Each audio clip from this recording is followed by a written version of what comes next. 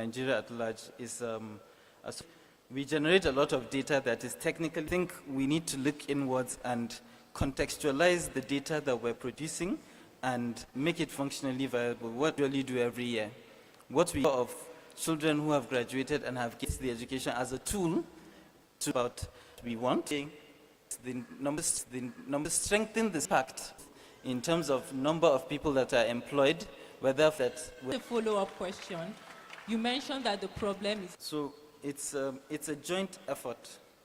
We have a institution, tertiary institution, and see how many research papers will you find online. We're doing research who is psyched about the curriculum so that people can read, and the government needs to invest in it, that I'll give 100 pages and that he needs to go through. Needs to be. So we have information and the gaps that we have, so as well as the substance. Very much. This shows that it is not the work of one person, it is all about coordination. Thank you very much. So Tulisa, you've worked around young people, civic engagement, and we see young people also seeing is that this participation does not always translate into the influence in implementation. So from your own lens, what needs to change? Thank you very much for that question. Good afternoon, everyone. It's a pleasure to be here. So what I would say that is the challenge usually is that, but they don't have the power, they've not been a place of influence. So what we usually see a lot of times is just tokenism. We have 60% of the population who are young people in Nigeria. But when we're looking at it, according to the National Institute of Legislative and Democracy, take note of the word elected. So most of them are given appointments, which is not bad, but at the end of the day, the appointment is still subject to the influence of whoever was the person who appointed you. So we need more young people in the places of power, the young people to come and speak. We need them to be in the room. So for example, we have a gathering like this. After all is said and done, who stays there to push? Who stays there to make sure that these things are implemented?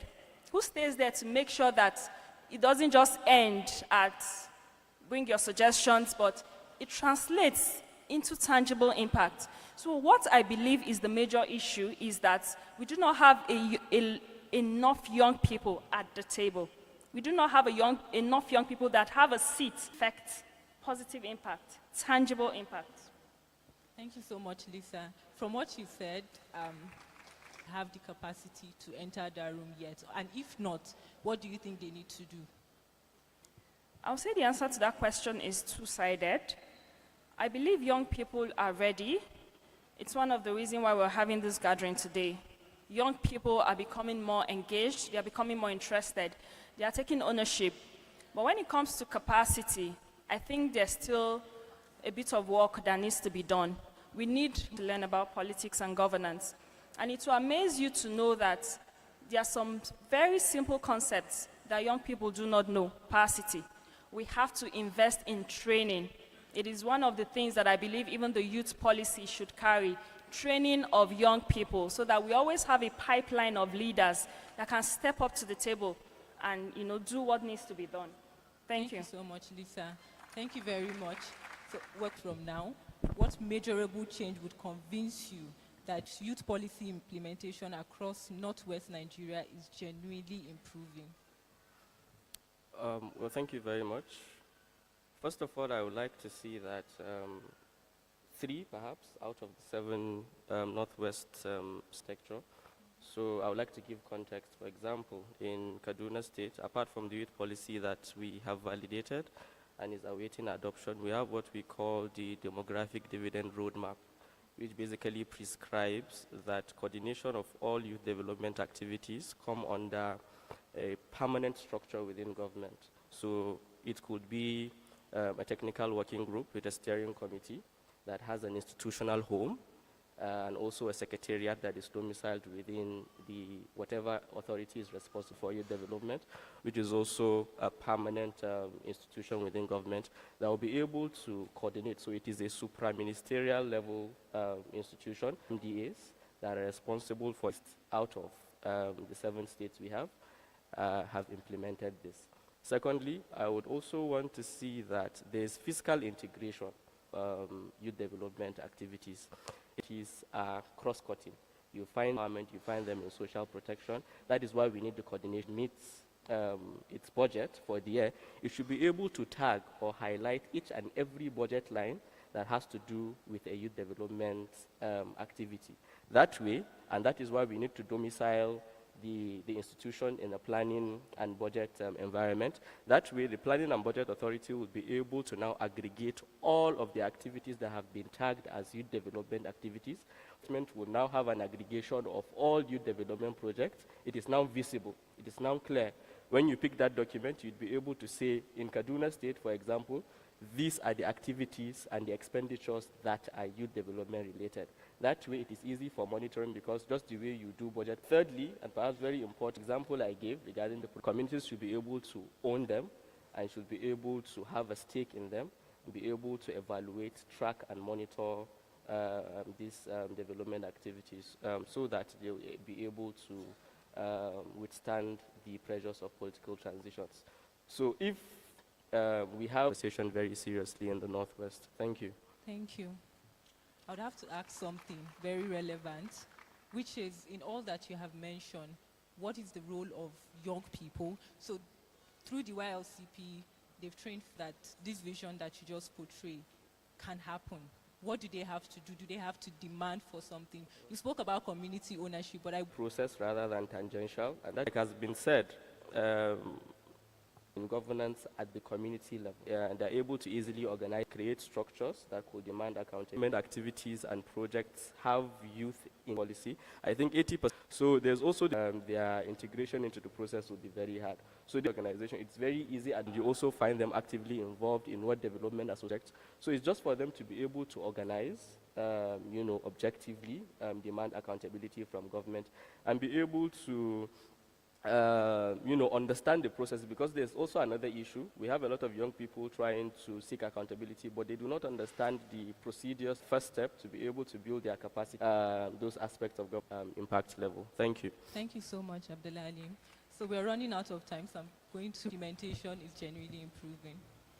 Okay, for me, I think just two things, and all that. So we have insecurity. So in time, the number of youths that are unemployed are 10 million. That is impact. So if we can have measurable impacts based on data, then I will be sure that we act positions of influence in the we have 5%. That's progress. That's growth. So I think those two indices will be my own measurement. Thank you. Thank you so much, Lisa.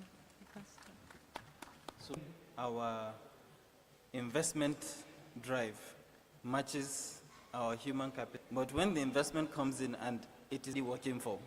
So I think specifically to see within their budget for economic solid minerals and in terms of raw materials, where we have a large population come into play, goes back to the Northwest, what actually be employable. With you guys, and it still speaks to that core engagement, but it's also about that economic.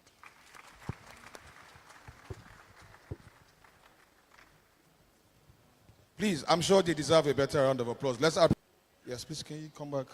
Too, like the moderator or like Abdul Halim said, we can talk all day. Now we go home and we implement this at a different level. Please, let's appreciate them once more as they make their way back. Please, let's clap for them. Please, let's appreciate them. Thank you very much. All right, so moving on quickly, I would like to call on Hafsat Ismail Zubeiru for her spoken word presentation. Are you ready? Is she around, or do we move on? Okay, please, let's appreciate her. Let's clap for her as she makes her way to the stage for a quick spoken word presentation.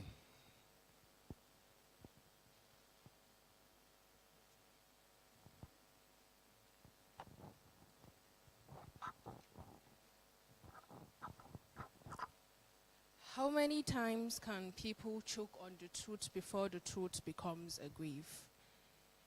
How might the shame now so person take die inside, introduced by its wounds? Tired of somewhere on the street, somewhere in this room, standing not in absence of fire, but unfamiliar with their flame. They have seen enough to go numb, enough to almost forget the youth in them. They almost believe that silence was survival, that to endure was enough, that to dream here was to hide your voice like money tucked inside wrapper for fear of thieves. But no, something in them begins to stir. A thought, or maybe a thunder, more like a stubborn seed. Something in them begins to stir. A thought, or maybe a thunder, or a stubborn seed. And policy, into governance, into advocacy, into rooms that once forget their names. So dear youth, unveil not only the governance in you, but the advocates in you, the leaders in you, the builders in you, the change makers in you, because nobody can unveil it for you. The blueprint of our better days is wrapped neatly in your hands, and you are the art. Where did this story begin? Let it be said. It begins with young people who got tired of knocking on lock gates and decide to become the key to a brighter and better future. Thank you. Thank you very much for that beautiful presentation. Considering how far off we've gone into the event and what time of the day it is, we're going to have another panel discussion, but please consider it. We'd have to work really quick to accommodate everything that we have left on the agenda.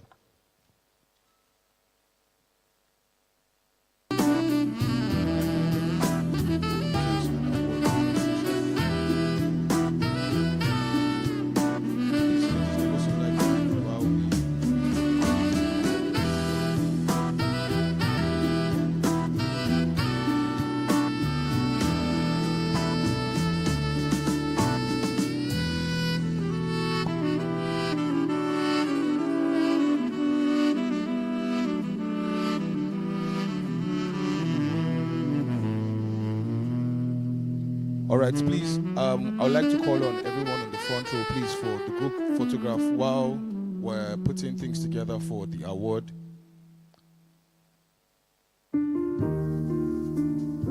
So, Sals, together.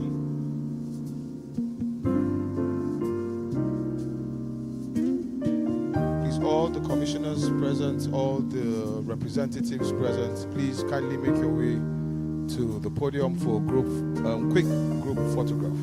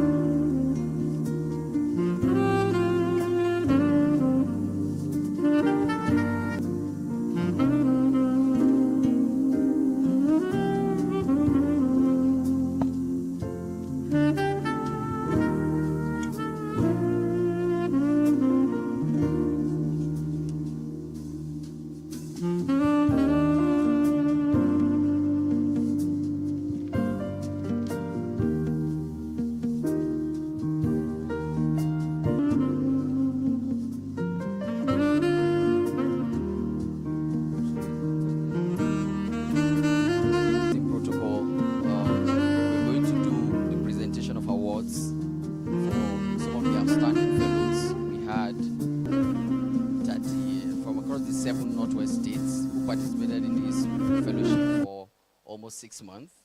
They had holders engagement, and they also participated in a leadership summit, culminating into this summit that we had. To help us in giving these awards to the fellows, I would want to invite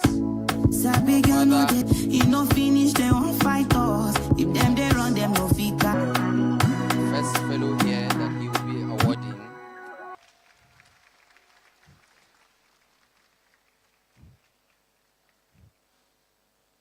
Fortunately, Amir Said. Your unwavering commitment. You have been distinguished. It is an award of Distinguished Fellow of the Year to be presented to Amir Said in recognition of your exceptional leadership, dedication, and outstanding performance throughout the Youth Leading Change Program Fellowship, Northwest Youth Summit, June 2026. Please keep it up.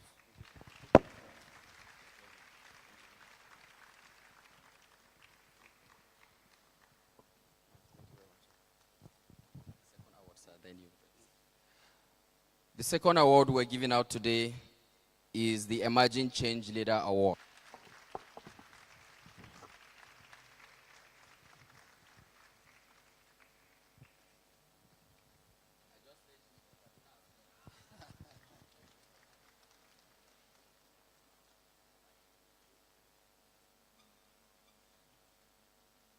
Aliyu has been recognized for youth leading change.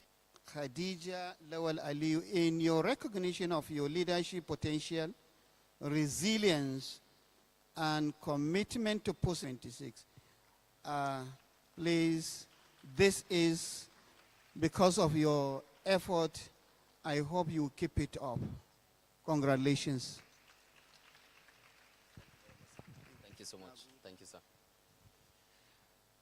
Please permit me, Fingila, Honorable Commissioner for Youth and Sports Development, Kebbi State, to make the next set of presentations. Thank you. The next fellow is the Learning in Action Award.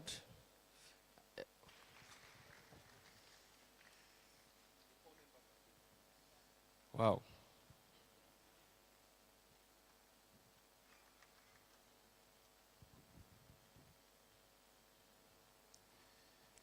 Yeah.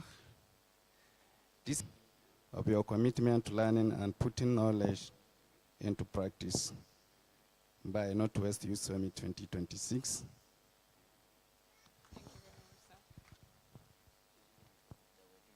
Thank you very much, sir. Please permit me to invite the Honorable Commissioner, Honorable Sagir Musa Ahmed, Honorable Commissioner for Youth and Sport, the State Minister of Information, Youth, Sport and Culture, Jigawa State, for the next presentation of awards. Man from Kano State.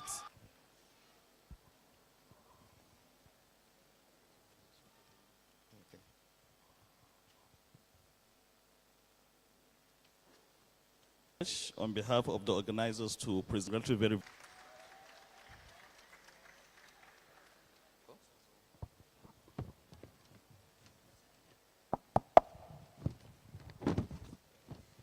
Once again, it is my privilege and honor to present this award to Suleiman Awelu. Congratulations.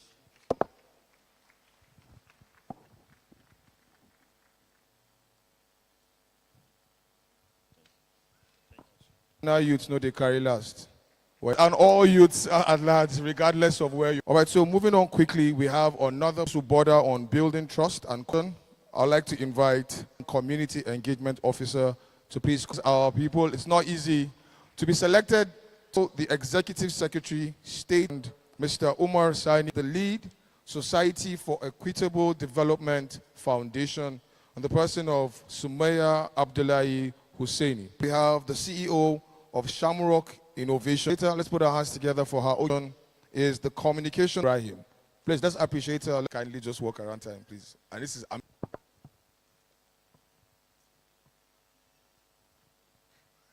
Good afternoon, everyone, and it's a pleasure to be here. And good afternoon to my distinguished, because it has become important. Confidence and trust between youths and the government institutions is leading to a lack of engagement and participation among our youth. So, good afternoon, everyone. I am going to be starting with Mr. Umar Sani Waikudi. So, from the governance lens, you've seeing how government institutions interact with youth groups and their action, and what misconceptions also do you think youth have of government, and how do you think we can close that gap of misconceptions? Thank you. Well, good afternoon, everyone. It's a pleasure to be here, and thank you for that valid question. A lot of the times, from what we've come to notice, technology has advanced the way we were treated. There's a difference between 20, 30 years ago. A simple example is through technology even. But however, government tends to be a bit rigid towards the youth, and then the youth get impatient. They feel they are not being heard, they are misunderstood, and then for the government, on the government side, they perceive it as impatience. But you see, for us, what we tend to do in all our programs, in all our social protection programs, we always carry youth with us. My co-chair is here, who has always been on my neck, Ms. Sumaya. She knows this because we government activities towards the youth. But at the same time, whenever we are having a program, but what we've come to notice also from the youth is they are into different things from what is expected from them. Technically, maybe the empowerment things may be farming, tailoring, or something, but they would look at, they prefer digital media and other stuff. And at the for skills development, like I keep on saying, earlier someone spoke about youth participation in as policy makers. The percentage is really low, and with that percentage low, it creates a lot of difficulties because take for example, I believe Yakubu Gowon was president at 30 something, right? And I think at 31, and I think Ngiwa Umar was governor of Kaduna State at 36 years old. Those are dreams now that, well, they will never happen. We know that really, realistically. So I believe we shouldn't hide under the shadows of others. We are our own voice also. Thank you. Thank you so much. And how government and youth interact with different projects and different social interventions. What are the strategies do you think, have you seen successfully work? Okay, thank you very much. Since from morning, we've been hearing two things demography is all about. If you look at the Nigeria's population, you will see that 60% of our population are young people. In context, Kaduna, we have over 80 important strategies that I've seen is co-creation, where government and citizens come together to co-create on reforms and initiatives that are meant for the citizens. And the first, I would say, participation. In 2023 here in Kaduna, with the support of PEL FCDO, we bring together youth group to develop, and I'm very happy to tell you that one of this practice under the open contracting, we have developed a community engagement framework for climate-related shocks responsive social protection with the ES of KATSIPA here. We have also developed, influenced the policy processes. For the first time, we have climate-related shocks responsive social protection consideration in the social protection policy. So what does this tell you? It tells you that when there is participation, then young people come together to influence that. And a huge number of these milestones have been, because of time, I cannot go into deeper that. Then for co-creation, one of the greatest challenges that young people like me have been facing in the civic space is not even that government, but even the shrinking of civic space and intimidation. Sometimes they feel that we young people do not have the rights, or it's for some cabals, even within the civil society.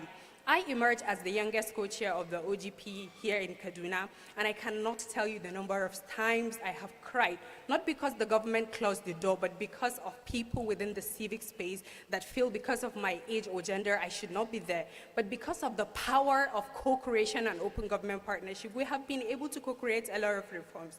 Then aside that, you see, the lesson from Kaduna, I would like the Northwest Development Commission and other commissioners of youth to learn is that we have public leaders in Kaduna State that are reformers. The Commissioner of Youth that hosted this program today and the Executive Secretary of KATSIPA participate. Yes, in 2025, we carried an advocacy to the Ministry of Youth on demographic dividend roadmap. And do you know one of the interesting results I would like to share with you? As a result of our advocacy, the state youth policy was reviewed. And then now there is a DEX working in ensuring that they create a segregated department for young people. The ES of KATSIPA launched a graduation program in this very hall. Was it last year? Right. And what he is planning now to do is to see how they can have a designated desk office for young people. This is our commitment. Last month, we hold an Open Gov Youth event, and we're trying to launch a report next week that carries everything we are discussing here, how we can this, and one thing I always talk about is what if today the Commissioner of Youth or the ES KATSIPA are not in office? So these are leaders that create spaces for young people. They always are open to hearing our calls, and we work together without intimidation and listening to us. It's what changed after listening to young people. And the result is very, very visible. Then another thing I would also talk about is about influence. So are we really seeing the results? It's one of the key strategies that I see, and the capacity without the skills. And this is where I look at a youth gender responsive advocacy toolkit. We've been in advocacy space for a very long time. One of the results we've seen as someone who is in the community champions that citizens nominated project. And the most interesting thing I will tell you about influence that I see as a part of this strategy is that today we have 100 million budget line item for CDC process. We want young people across the Northwest to learn about this, and then also networks advantages. We established the Youth Advocacy Coalition and Demographic Dividend, and Lafia FCDO supported us to advocate.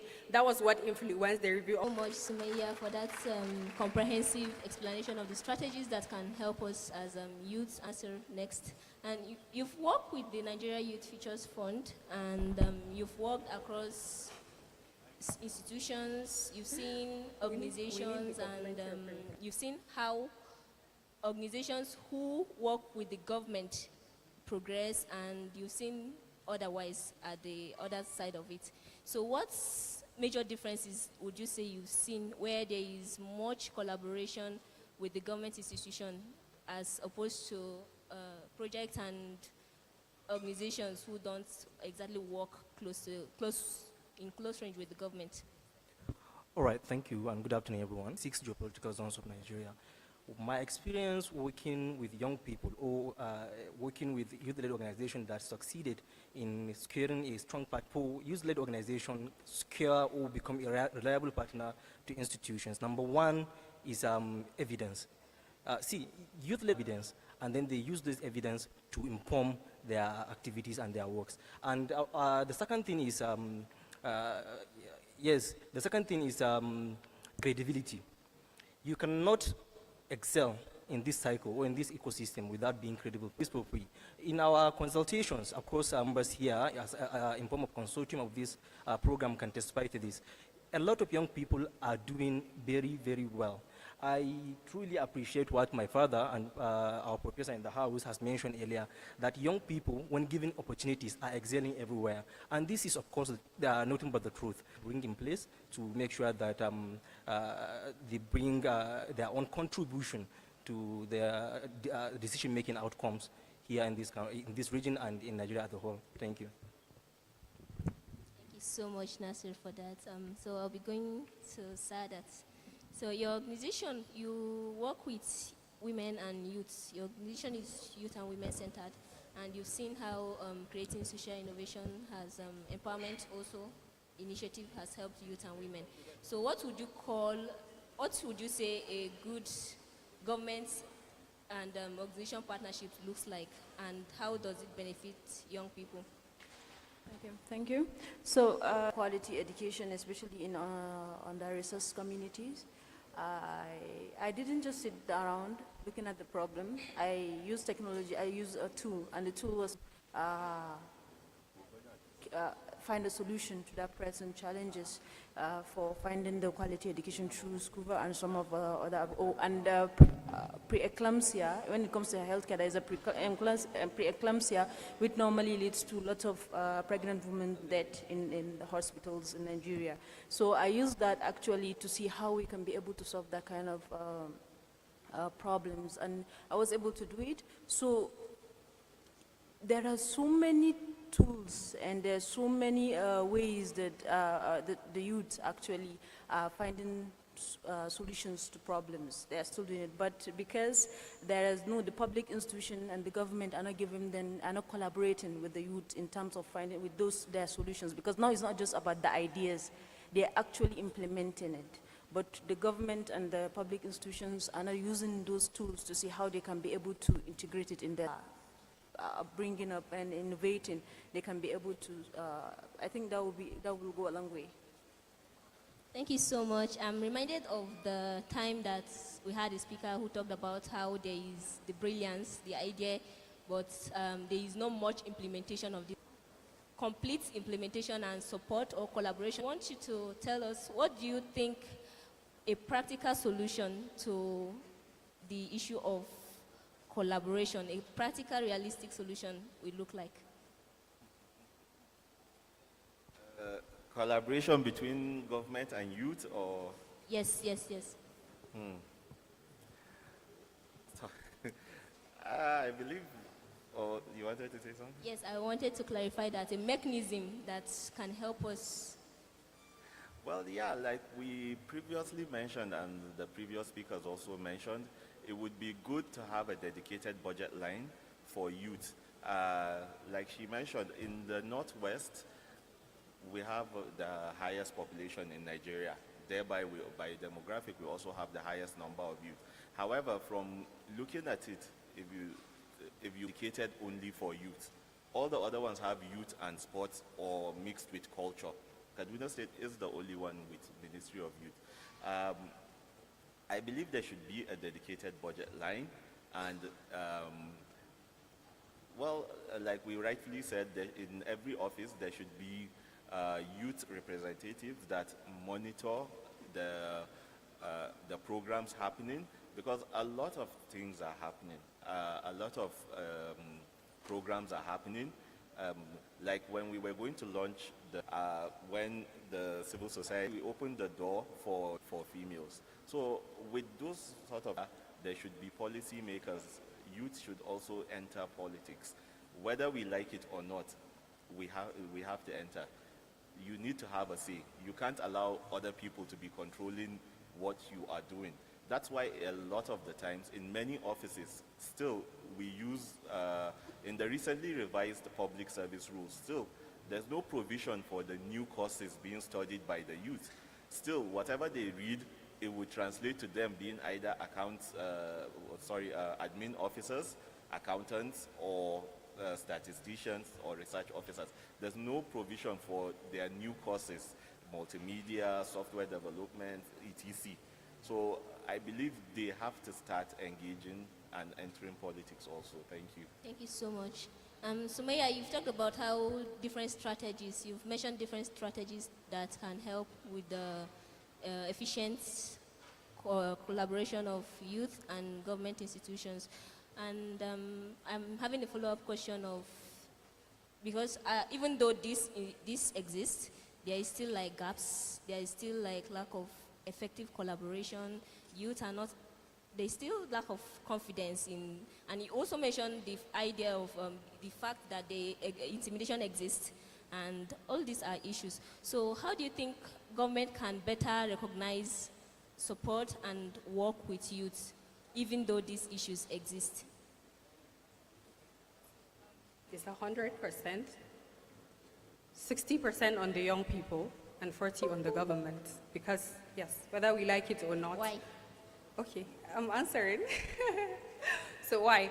Because first of all, the youth organizations must protect their credibility and integrity. A lot of youth organizations have started as engaging accountability and others, and at the end, they're young population.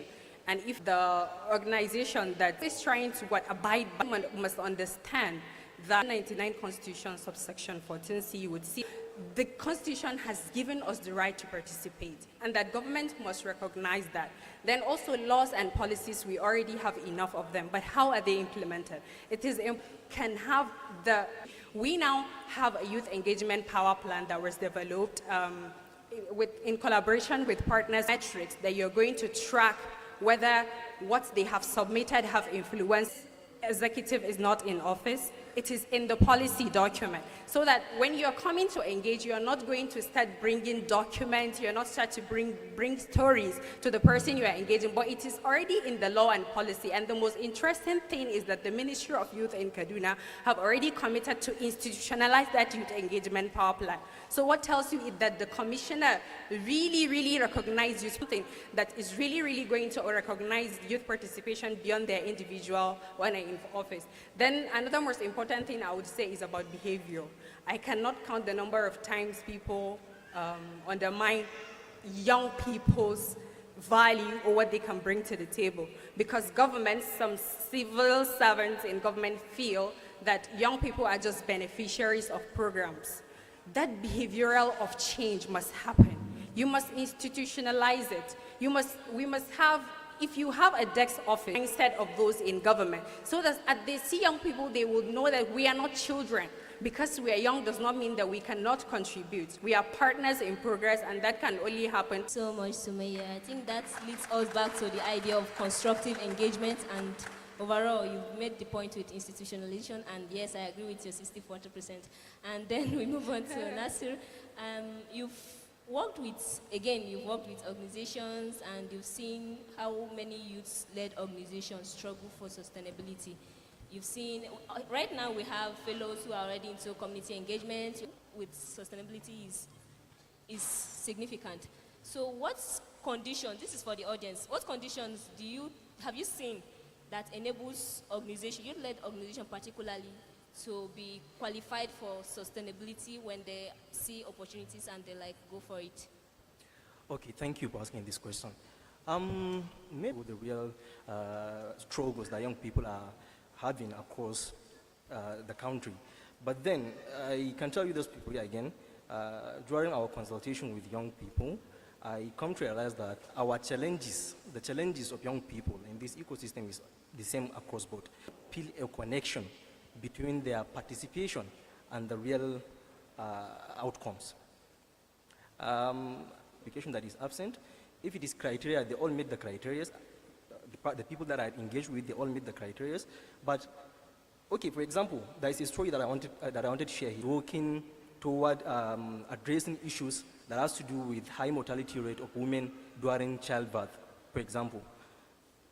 They went ahead to identify that one of the factors that really contribute to this high mortality rate is the lack of this antenatal care, right?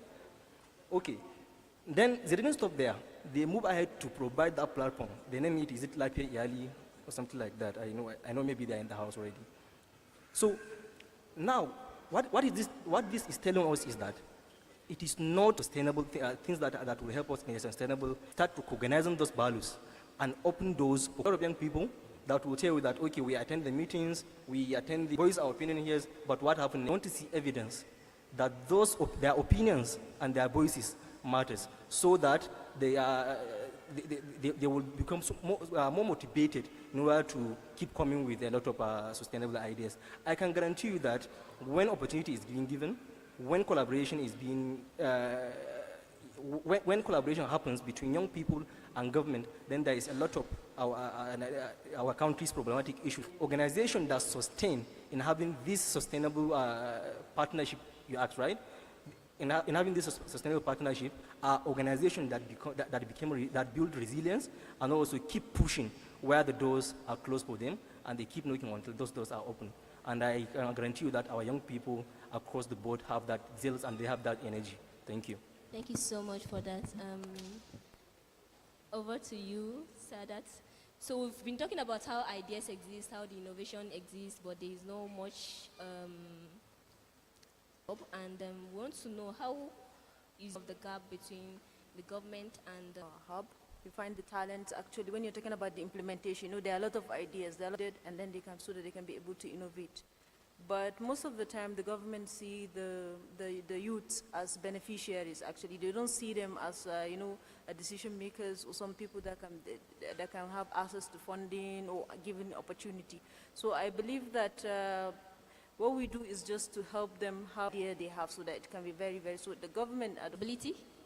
Visibility, yes, and also give them access to visibility. So visibility, yes. So thank you all so much. The MC have been eyeing me one side, but then I have a last closing question for everyone. If you have to say in just one statement an advice to... there is no tomorrow. As long as you have an idea, just start now, because as you're thinking, someone is already implementing probably. Okay, then Nasir. So if I had to live with anything, then I would say my message to young people in the house, my fellow young people in the house, is that I want them to understand that governance is not something that happens somewhere else. Governance is being shaped by everyday lives. Our future, or the future of this country, is not going to be built by government alone, and it is not going to be built by young people alone again. The sooner those two parties start to see one another as partners trying to solve the same problem, rather than opponents, or rather than government to keep seeing young people as a set of people that just raise complaint, and young people keep seeing government as the only institution to criticize. I think the sooner we stop seeing each other as such, the sooner we start to build the Nigeria we want. Thank you. Thank you so much. Well, I would like to leave them with the message that, well, as we know, the youth are the future. However, no one is going to invite you onto the table. You have to create your own way. You have to pave your own path. We've seen it several times, time and time again. We're here, we talk, but once we leave, that's it. We're back to default. So you have to have a concrete plan, you have to be actionable, and you have to make your voice loud, and you have to be heard. Thank you. Thank you so much, Sumaya. Okay, constructive engagement. Every generation has something to be remembered, and it is really important that we engage your state government. We have done a lot. I think this should not be something that we should be recognized and or learn from the opportunity we've had to do, and then leverage on the institutional memory that we want to create, like the community of practice that I've shared, the gender root responsive toolkit that we want to do for young people in Kaduna, so that others can also take it across their regions and learn, and let's continue to do this until the change happens. Thank you so much. It's the power of constructive engagement. This and more are what I've learned today. And I am sad we've come to the end of this session, because I actually have more questions for you. But we've heard from this short session today that maybe if we start engaging government institution, if we start pushing for that partnership, we are certainly going to have it. There may be every young person out there who is looking to starting an initiative to just go on with it and stop waiting, stop being lag.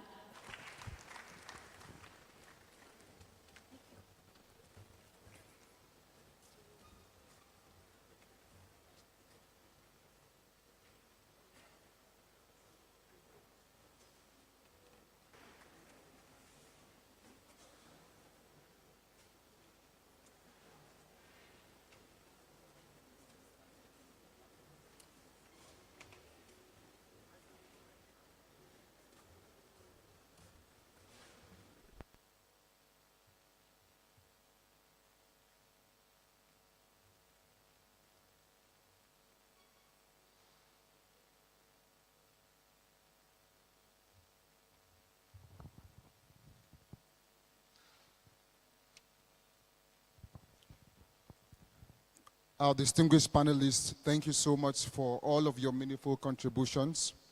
From the first panel to the second panel, where we talk sustainable youth development. Thank you so much, and we're glad to have you here today. So just to move further, we're coming to the close of this event. We are only having 2 items remaining, and it's going to be an exciting one. And one of the things that we'll be doing as part of the program, you've been hearing that 35 fellows have been trained. Northwest Youth Development. From cutting across all of the states in the region, we've selected a number of fellows who would be sharing briefly in 2 minutes their experiences as part of the Youth Leading Change program that is graciously supported by the Nigeria's Youth Futures Fund. And our YCP fellow from Zamfara State, in person of Munawar Sirajo Sidi, to come on stage. Let's clap for him as he comes on stage. Let's clap, let's encourage him.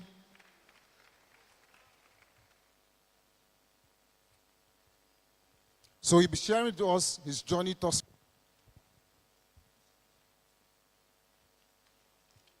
Good afternoon, everyone. My name is Murnar Sidi from Zamfara State. I'm a fellow here. I am very thankful, very grateful for this opportunity and experience and the training, the leadership training, the mentorship I got here. Also, I'm very happy for all the experiences, making me a skillful leader, and I'll be able to impact my community.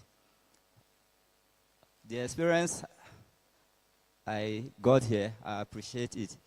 The mentorship, I also appreciate. The involvement, I'm especially for the inclusion. Now, I'm a disabled person, but I make sure we defend the Northwest region and to impart everything. I appreciate it. Thank you.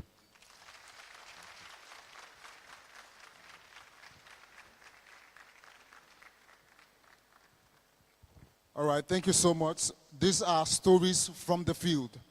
He was part of implementing a community project that was done in Zamfara State, and we did across all of the states. So this is one of the testaments of strong partnership can do. And all thanks to the Nigeria's Youth Futures Fund and all support that we've received thus far. Additionally, I would want to welcome YCP fellow from Kebbi State in person of Elizabeth Precious Adeyi to give her own testimonial in 2 minutes. Let's give her a round of applause as she...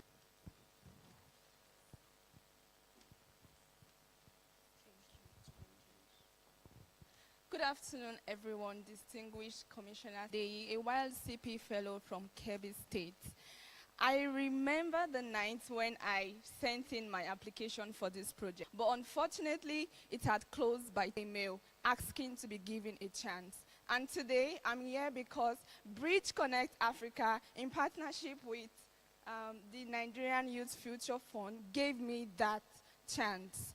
11 months later, I'm standing here because I've gone through a transformational journey. The ability to be able to carry out a community project in Kebbi State where we put together policy for Almajiri children was an experience I never opportunity I am grateful for. So this is me standing here 11 months later going through an who has got you to Bridge Connect and the Nigerian Youth Future Fund. Thank you very much.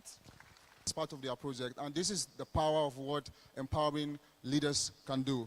Thank you so much. So I'd also like to, at this point, welcome Miriam Galma. Are you in the room, please? Yes. She would also be giving our own experience as part of the Youth Leading Change program. Ultimately, we are committed to ensuring that there are diverse representations in terms of our selection and to ensure inclusion as well. And this is a product of what that can do when we give everyone access and opportunity regardless of their circumstances. This is, Mariam, this is the place. If you can't, you could, can you come up? Okay, you can. Okay. Let's give her a round of applause. Thank you.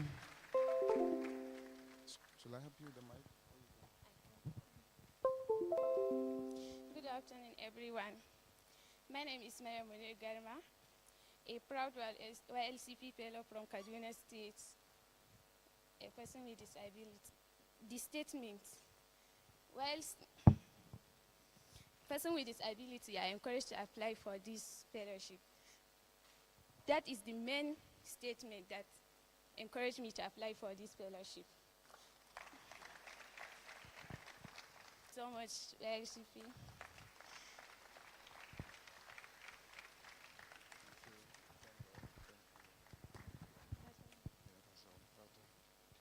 All right, thank you, YLCP Fellows. And then now just want to also welcome the organizations we've been working with. As part of our mandate is also to empower youth-led organizations. The journey has been thus far as part of strengthening the youth ecosystem across Northwest Nigeria. And it is my pleasure to welcome Ahmed Abubakar Gumel, Executive Director of Turn Up Jigawa. Let's give him a round of applause as he comes on stage. Thank you.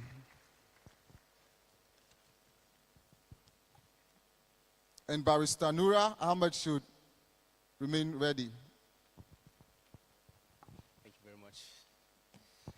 Greetings, everyone. My name is Ahmed Abubakar, and I work with Turn Up Jigawa as the Executive Director. It has really been a great occasion. I've enjoyed a lot. So what we do at Turn Up Jigawa is connecting citizens with the government to make sure that the mandate of the government is being actualized. We connect citizens to the government, making sure that they actualize their actual mandates. And for the most important thing, is the network of youth we have worked in creating in Jigawa State. Back in the days, we had youth in Jigawa State who had the zeal to confront the government in order to make sure that they demand accountability from the government. But because they lacked the trainings or the skills, we are currently implementing a project called LGAP. And LGAP means Local Government Accountability and Performance Project, which is focusing on strengthening the local government autonomy in Nigeria. We all know that a local government is the closest tier of government in Nigeria, but then people complain from the top level. They talk of the president, they talk of the governor, neglecting the chairman of the local government, while they receive a lot of money monthly. Some of us may not know about that, but it is Bridge Connect Africa as partners in the Youth Consortium, as the Youth Consortium member, to make sure to the Northwest regional objectives. And we are really thankful for the opportunity, especially that the support we received from organizations like the Nigeria Youth Futures Fund, which has really been one of the biggest partners with us. I would like to stop here and allow other people to... Ahmed, and lastly, now this also speaks to the power of partnership. Now, and these are all efforts as why we must reduce fragmentation in the youth development. Director of Mufarka Youth Development Initiative. Thank you.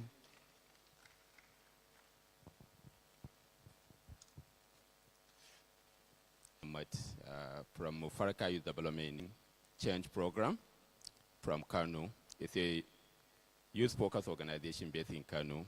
And at Mufarka, our focus, there are a large number of them in Kano. Mostly, some of them are into crime and others. There is also a need to engage them. And the most strategic way to engage them is to support from this project, Youth Leading Change. We are able to engage a quite number of young people. Supported us with 2 days training, which we actually take it down to community. With support from the and Bridge Connect, we were able to train 25 young people in Kano Municipal as social accountability in the LGA. And after the training, the empowerment center, which was built in the local government and later been hijacked by another institution, now center. They call it, we are working on a youth policy. The youth policy we are having in Kano is now 50 years here.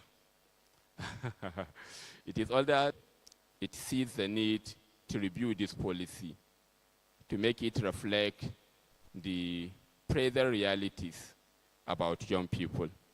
And we are working on that now. Inshallah, we are towards reaching destination with the good news I received this morning from the Permanent Secretary of the Ministry of Youth.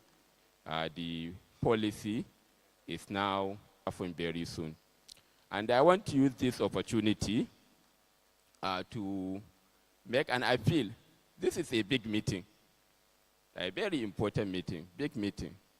Earlier in the morning, I believe you can bear me witness that all the states have their commissioners of youth or commissioners of youth and sport representing their state.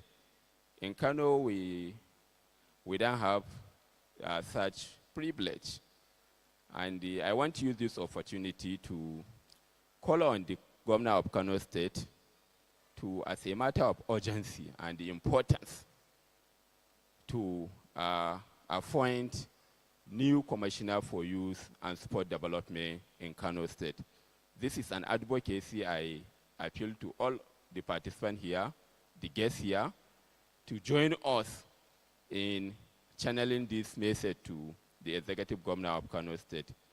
I thank Bridge Connect and Youth Leading Change program for this opportunity and for the opportunity given to us and to all young people. Let's give him a round of applause. We want to acknowledge once again the presence of the Permanent Secretary and the Director of Youth for the great work. Now this brings us to the end of this testimonial, and what we've been waiting for is now here.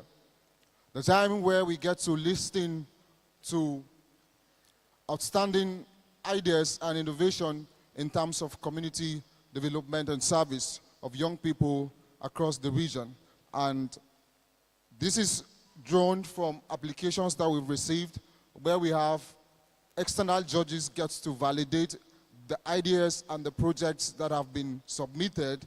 And then today would finally, I would like to welcome the first initiative titled Civic Bridge Initiative. And just to mention, once we have completed this, we are going to be taking the closing remarks, and that brings us to the end of this important occasion today.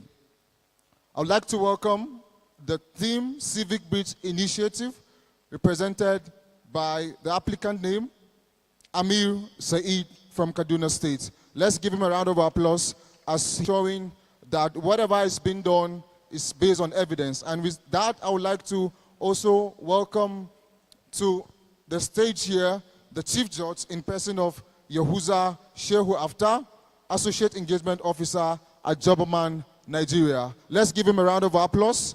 And I would also like to welcome Farid Ibrahim, the Executive Director, Smart Aid Initiative, as Fatima Tafoki, and Fellow of the Pan-African AI and Ethics Governance Fellowship. You may have your seat as the team makes their presentation and your session is coming to an end. And I would like you to please be seated and listen to these initiatives. Thank God it's raining anyway. All right, Amir, the floor is yours. Okay, the Chief Judge first.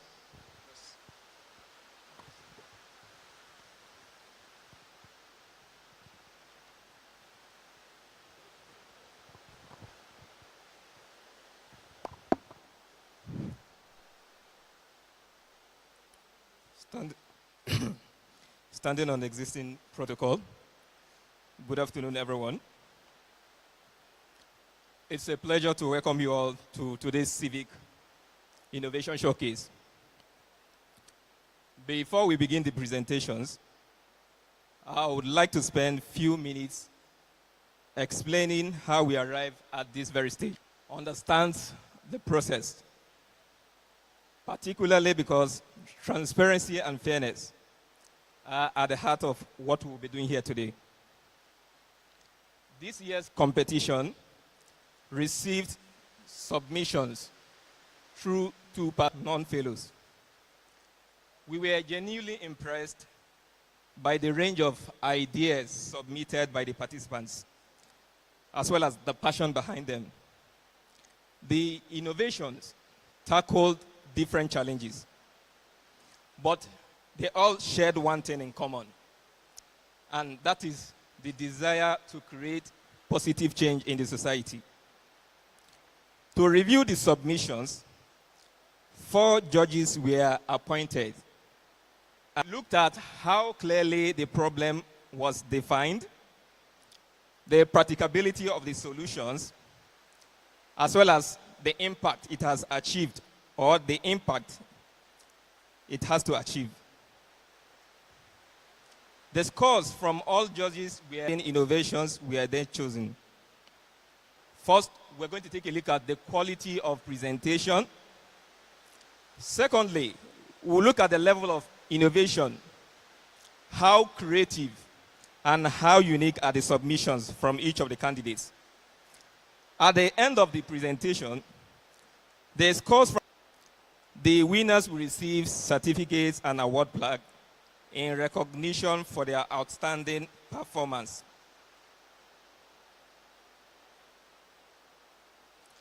All right, I just have this message to our finalists.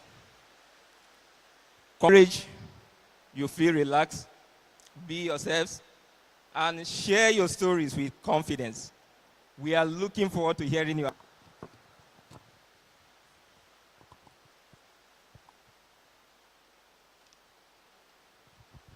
Thank you so much, Chief Judge, for establishing. So I would like to welcome Amir.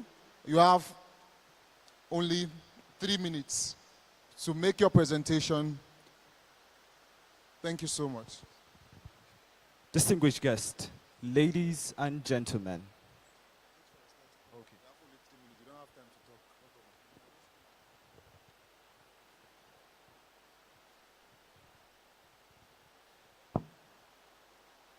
For Civic Bridge Initiative. I would like us to start with a brief reflection. Remember how we all sat during our secondary school days, during civic education classes. We learned about democracy, rule of law, active citizenship, rights and responsibilities. But I have a question. With a show of hands, how many of us were taught on how to identify a problem in our school or community and engage with the school officials and the right authority to solve it?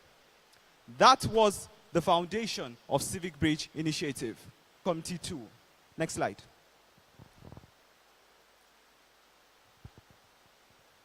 Next slide. So, our goal was to build the civic advocacy among secondary school students in Kaduna State. And you may ask, what's the problem? So, students across Nigeria are taught civic education as a classroom subject, but almost never apply it in real life. Civic education is theory, while advocacy is practice, and most students do not practice the latter. Next slide. But do you know that Nigeria is one of the world's youngest populations? What's our innovation and solution? Our approach was very innovative. We call it LEA EA. You learn, you identify, you engage, you advocate, you engage, and you act. And why is it different? We did not ask the question, what do you know? We asked them, what do you do with what you know? We understood that some of these students did not understand English language clearly. So we infused Hausa language and made it bilingual. That was an inclusive method we took. It was student-led program groups of 5, and they developed advocacy letters that were submitted to their school principal. 3 of the most structured ones after screening were selected and submitted. Next slide, please. Our impact and result. Today, civic education textbooks, and above all, the 5 advocacy letters I spoke about was very unique.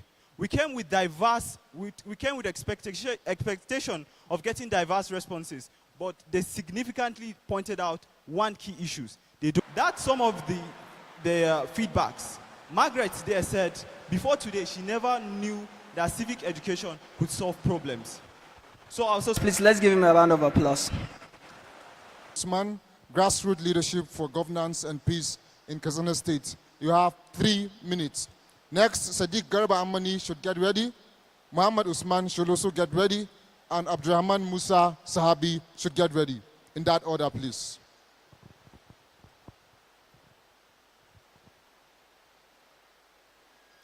Hello, good morning, our great invited guest, my co-youth. Good evening to you all. Our duty is to challenge ourselves with 1 to 2 questions. We all know that Katsina State was, for a decade, was one of the best. When you go to Katsina, I guarantee that you will find a relief here. But now, the kind of news that we have, the current reality, a lot of villages are turned into desert. We all seen how women always turn into widows, children into orphans. Opportunities were denied because the person who is looking for how empowering youth for governance and peace is a youth-led initiative that was implemented in Katsina State. Strengthen civic engagement, over 47 participants, and because rural youth don't barely be at urban communities. So to make sure that our project have inclusivity, that is why we leverage local media through radio programs. And one thing about the radio programs is that our innovation for this project is that the participants have trained on how to file FOI, Freedom of Act. Budget were passed every year. Ministries, we don't know what happened, but FOI, it gives us an autonomy to know that what happened in this ministry, the stuff that was posted, any data regarding to this ministry, not just their budget, but the current project that was executed by this ministry or is currently going on. Not that through FOI, you will know that if there is an abandoned project in your community, to know that who is the contractor, to have his details, to contact him if anything happened, or you will see that maybe for the data at any time. Next slide. Stakeholders. A lot of building those that were Usman, killed by your time is up. bandits. Thank you very much, Abubakar Usman. Please, let's clap for him, please. Thank you so much. I would like to welcome elections, digital literacy, and community dialogue from Zamfara State. You have 3 minutes. How many of us do think before we post that is this post a helpful post? And then, what if the greatest threat to security in Zamfara State is not the weapons in someone's hands, but the misinformation in your phone? How many of us think about that? The reality of today we have, so many of our young people are exposed to misinformation, politically, especially in underserved communities. Now, I want each and every one of us to reflect on this picture here, presented. We can see how someone from his comfort zone will decide to fabricate an information and misguide people. I would have loved to share one recent synoptical figure image. And this post tends to mislead people a lot in a situation whereby this political figure, which was alleged that he sent him a talks looking for his life. You can see how misinformation mislead people. Those for peaceful election, our innovations are cleared. We've realized that the best way we can target and suppress these challenges is to equip these young people, because a lot of them don't know what the digital literacy is all about. They don't think before they post, like, is it responsible? Is it helpful? What are the repercussions when this post is made? So we've targeted 40 young people from various higher institutions across universities in Zamfara State, among which are persons with disabilities and women. So these young people were equipped on how to post them to a lot of platforms, misinformation, which are the Dubawa AI, the Reuters Fact Check, and many more. So we've realized that there is one gap that always we youth used to forget about, which intentionally do this. We've engaged the INEC officials, the relevant security personnel, so that they can share their insight of how this misinformation have tended to affect our society. Next slide, please. So impact, result, and evidence. This product we have. We've and please let's encourage them with a round of applause. Thank you so much, Sadiq.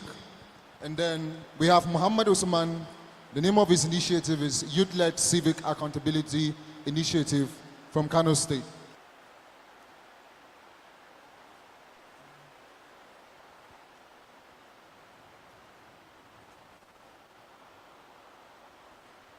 You have 3 minutes.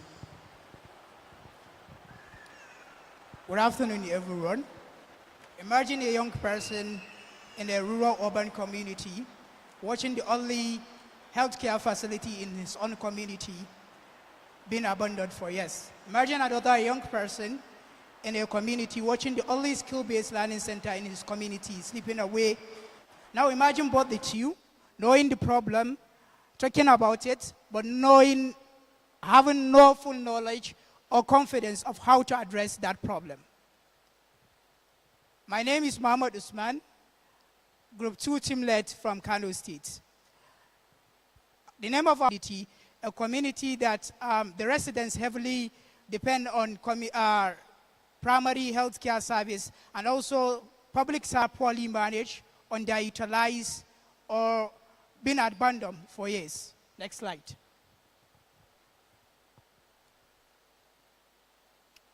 Do you address the following problem? One, limited youth participation in local governance. Second, community concerns that never reach policy public service and also push it to the decision-making table. Next slide.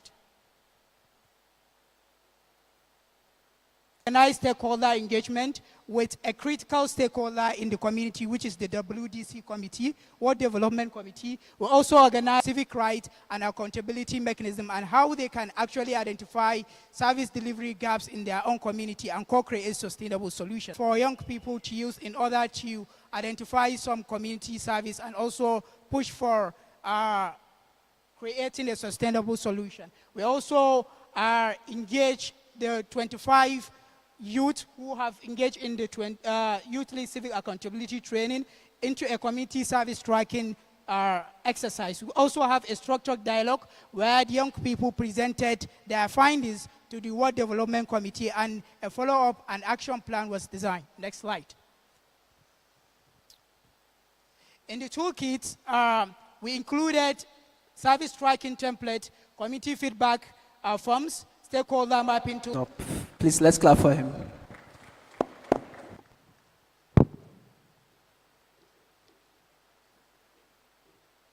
Davis Tech Fort Community is from Kaduna State. You're welcome. Thank you. My greetings to the judges. As I continue to speak, I would like to share this across Africa. Many people live in the digital divide.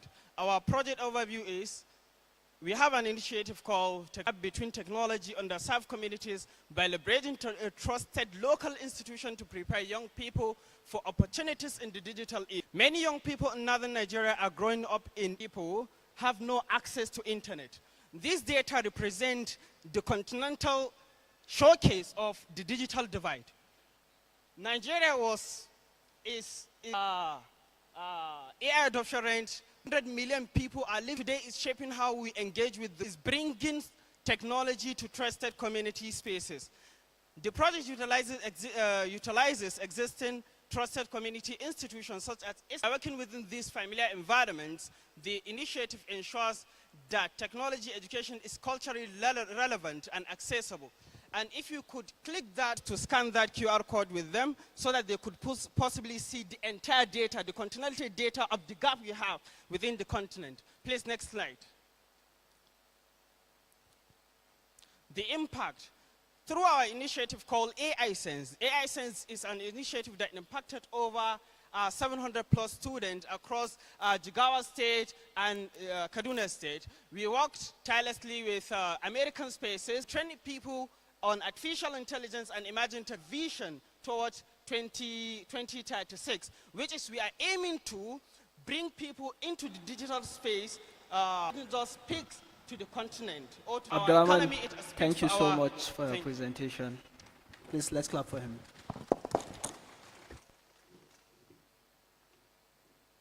The future of the next youth-led organizations we'll be having. It may not be as grand as you may see it, but this is where it starts from. Then we take the closing remarks.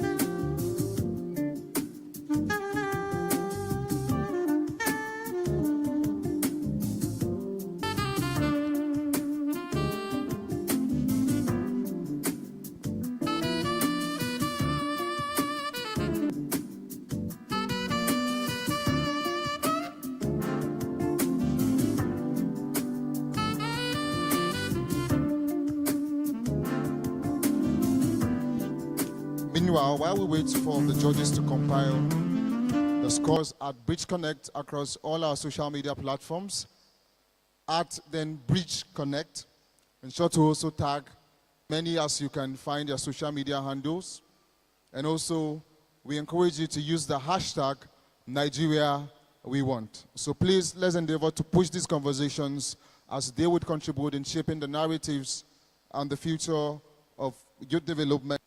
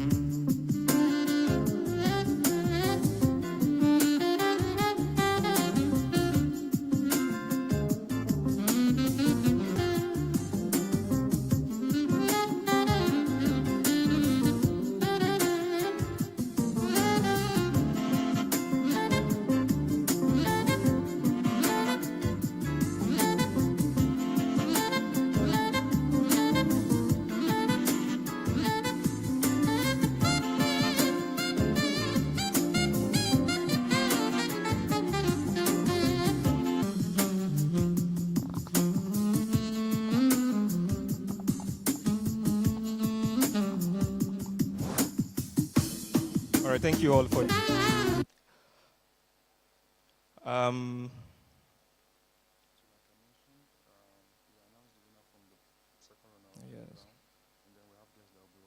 Indeed, has been more than a competition. I, for one, believe it is a showcase and a contest. The confidence to stand before people, to defend a cause you believe in. And for that, please, let's kindly give a round of applause to all the contestants. And to the judges who on trial are the contestants. Ideally, those on trial are the judges. Is the truth. Job well done once again. All right, without wasting time, I'll go ahead. Yes, okay.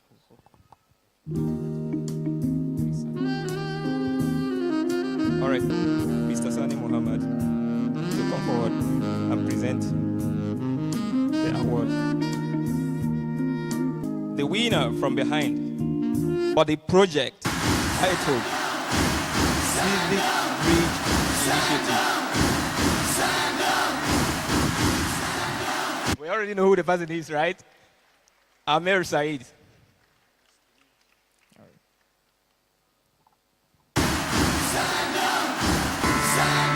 I was built to be the best, number one and nothing less. Lead me to my destiny.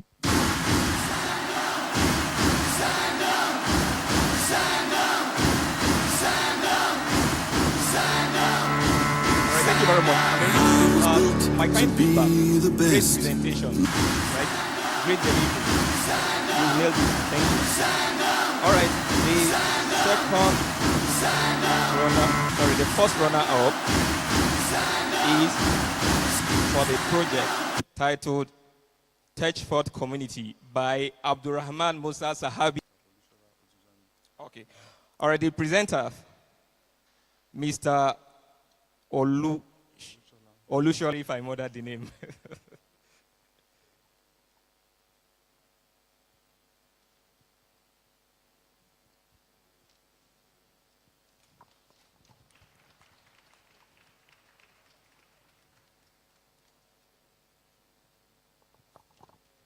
All right, thank you very much. All right, please, we would like to invite on stage the Honorable Commissioner for Youth Development, Kaduna State, to present the award to the winner. Okay, Barrister Gloria Ibrahim. Goes to the project youth-led civic accountability, please. I was built to be the best, number one and nothing less. Lead me to my destiny. I have waited patiently for the champions, for the champions, for the champions, for the champions. Stand up for the champions, for the champions. Stand up, champions, stand up. Stand up. All right, please, we'd like to invite on stage Abubakar Usman and Sadiq Garba Amani.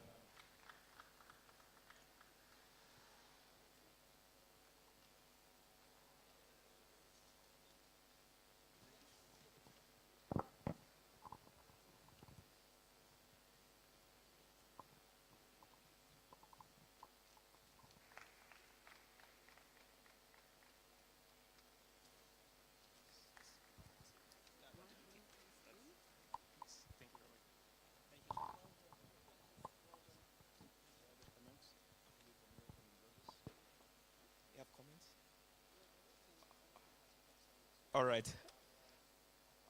Great presentation so far. Everything was well delivered. If there's anything I would like to lay emphasis on, right, something all the candidates did right. They all hammered on the problem, solution, right? But somebody else did something entirely different. He gave a proof of concept. He shared a piece of paper. That was a great one. And on the same note,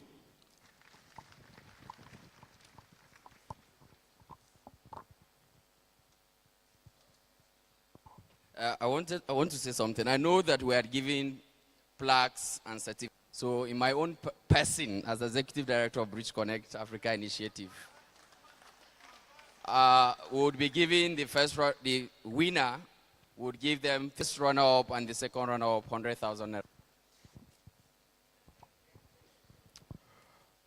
Thank you so much. And once again, congratulations. And this is a call for you to scale the work that you've been doing, not just to use the money for something else, but importantly, to deepen your community impact. And this is the reason why you're here today. Now, as we come to a close, I would like to call for a closing reflection and Ministry of Youth Development, Barrister Gloria Ibrahim, as she gives her closing reflections. Let's give her a round of applause. It's been an interesting time and an interesting conversation today. I'd want to say thank you to everyone here present and to the partners, to our partners that made this a success.